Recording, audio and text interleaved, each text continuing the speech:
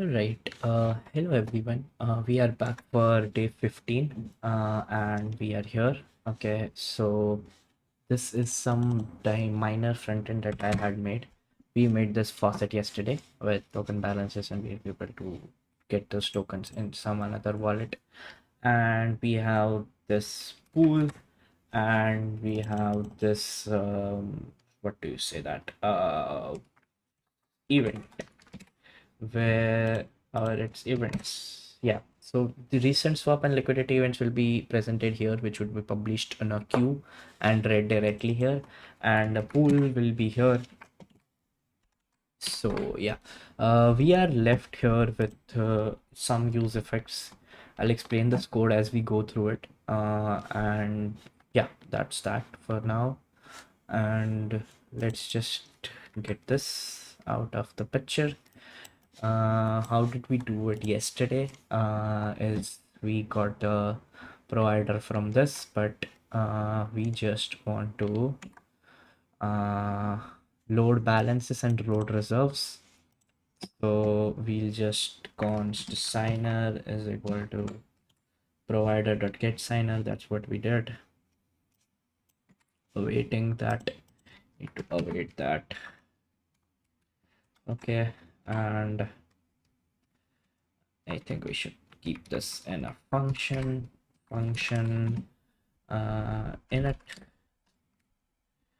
which should be async function. So this will be const init async. This should be equal to this, and then this, and we go for the main thing that we need here is getting the signer here. Now, once we get the signer, we need to see if we are reading through this or we are just initting the things. Okay. So what do we need here is I'll set up the .env for this guy and design the front end, and then we'll run through the project completely. Okay, we are back, and here is a little front end that I have made. Also on the backend side, let me explain what I have done. I have made the socket.io connection, which is the file is here. So these are the two consumers, liquidity consumer and swap consumer, which are consuming the events from two queues called liquidity and swaps, which we made yesterday. Where was this? Yes, the two queues, and they are publishing them on a socket.io stream. The socket.io server is here. I'll push the code here. I'm trying to keep this short for now, so I have also generated most of this code using AI. So you can see that how easy it is to actually get the things easily here using AI. Let's try this now. Add liquidity, does it work? I'm not sure if it works. Not sure if it works. Did it add liquidity? I'm not sure.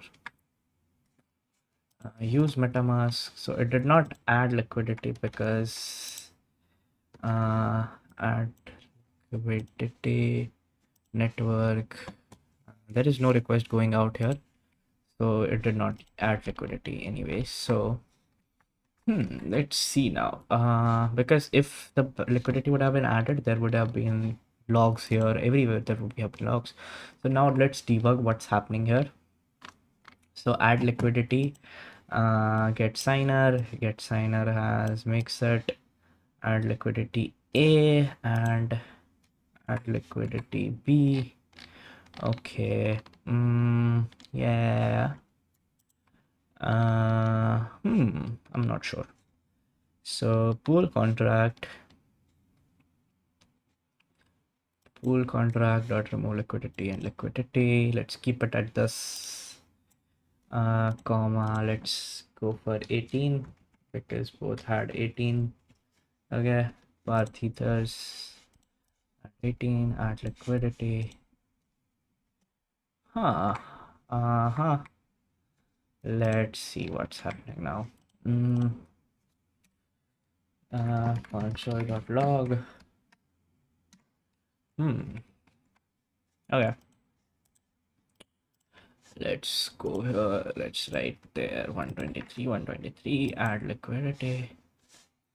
Adding liquidities here.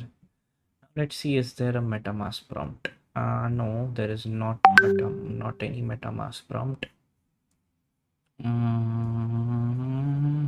This is just stuck here. Okay. Or is there a MetaMask prompt? Oh, there was one. Let me see. No, there is no MetaMask prompt here. Let me see which account has been connected here. I don't want this account to be connected actually. Yeah, this is some error. Okay, that I know what it is, but let me see which account I wanted to connect. Where are the token A and token B's that I deployed? Yeah, this guy has those tokens. Okay. I want to see the .env here. And actually I would need token A, right? Token A. Not token A necessarily, but I would need those tokens here to import them. Token has already been added. So let's remove these first.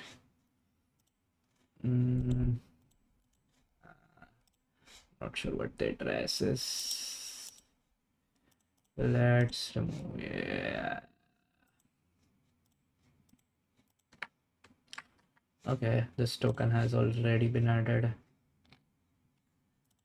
Where have I minted these? That's what I want to know. Okay, I have minted them in this address. Okay, so let's try to remove the account and let's try to import it again. Okay, and now let's import it again. Okay, Anvil, let's go upwards. Let's copy the private key and let's add account. That's what we do here. Let's add the private key. This is the account 9. Let's add those tokens now. Token A. Oh shoot, this is the token that's actually token A. Yeah, hide them. Import TKA. Yes. Okay. And TKB. That's what we get here. And let's go next and next. That's what's happening here. Okay, let's refresh. Use MetaMask. Connect account. This is what we want to connect. And connected. No data present, likely requiring false. Where is it? Where is it already? Payload JSON RPC.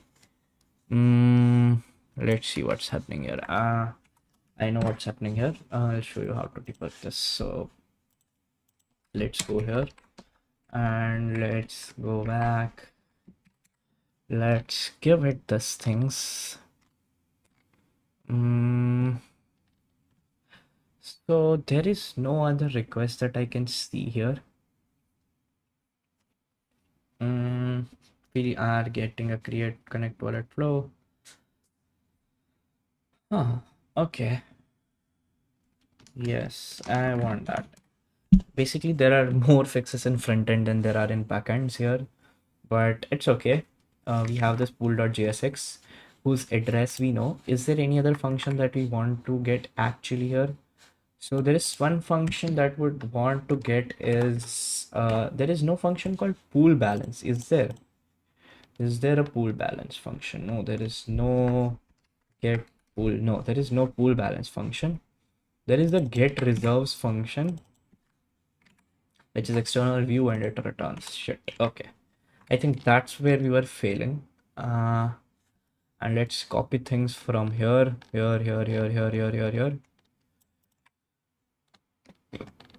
Actually, this can work, you know.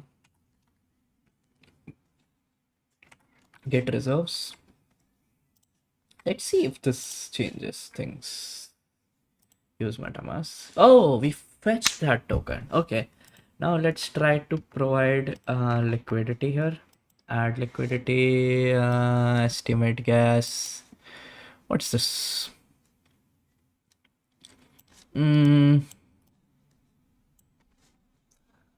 This was reverted. Why was it reverted? You shut up and solve this. Maybe because it does not have enough gas.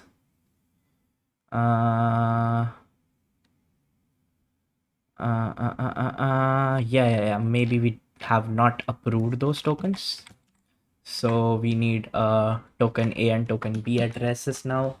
So let's get those addresses. Token A is equal to this guy, and launch token B is equal to this guy. Okay, now before adding liquidity, we will need to make a contract for them. Okay, so const token A, yeah, and token B. Now token ABI is different from pool ABI. Let's define the token ABI. Or is chat given us that? He has not. Chat has not given that. I don't mind that. Token ABI is equal to that's what we need here anyways. And I don't need transfer, to be honest. We don't need transfer. Yeah, we need token ABI here and token ABI here and const comma 18, and that's what is defined here actually. So yeah, so that's what we need here. Let's go back. We have fetched the pool balance using MetaMask. Let's see, we get this. Okay, yeah, I know. And this is pending cap request for token A and now for token B. Now liquidity has been added here. Liquidity added, token A and token B. Now let's go back to our backend and see if we got the logs for that. I'm not sure if we got the logs for that or not, but yesterday it was happening, right? We'll see what's happening here. Okay. Now I want to add another function called get what was the function? Get LP token balance. Okay, because this is an internally deployed token, so we'll not actually get the answer basically out of some token address. So uh, let's go here and let's go here and let's say const liquidity 0, and whenever we add liquidity, we want to see if we after adding liquidity, I want to const lick yes, and that's okay. Yeah, cool. I think this will work. Let's try adding some more liquidity. Add liquidity, confirm. Yeah, I know, confirm and confirm. Yes, now we got it. Now let's make a div, conditional div. Conditional div would be liquidity is greater than 0. Current liquidity is 133.33333 LP tokens. So that's what we get here. Now pool token balance is 135. Now let's try swapping from this guy. Let's swap 12 13A tokens for B. This is same error. Yeah, same error, same error here. So let's go and let's make the token contract. So const token A and await swap amount A comma 18, or how do we write this? I forgot. We write it inside comma 18 and await. Oh, no, that's okay. And let's try swapping this again now. Okay, spending cap deceptive request. Confirm. And let's see if the swap goes through. I'm not sure if it went through. It did not went through. Why did it not went through? Let's see that. Dot parse ether. Yeah, okay, understood. This has to again be 18.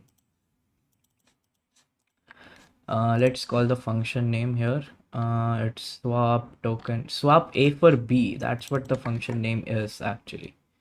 Swap A for B, swap A for B, swap B for A.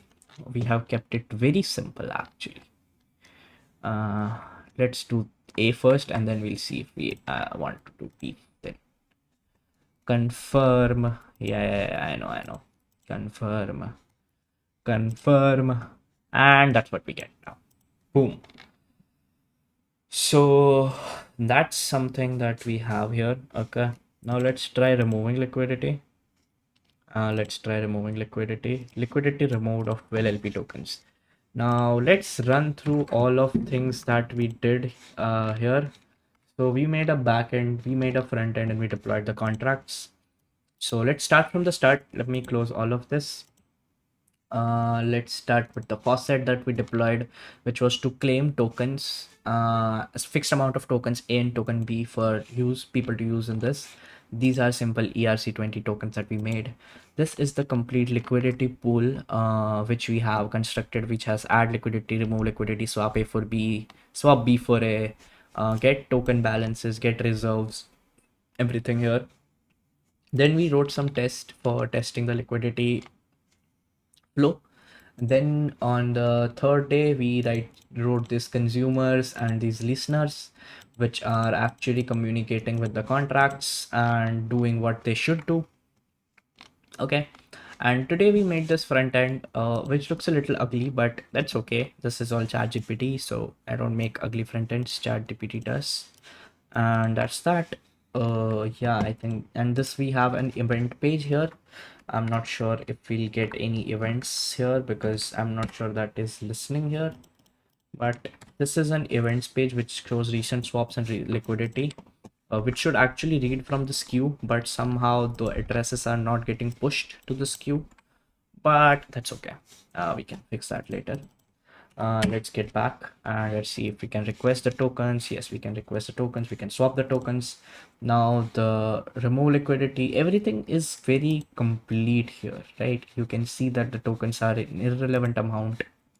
Now let's go and let's connect from another address.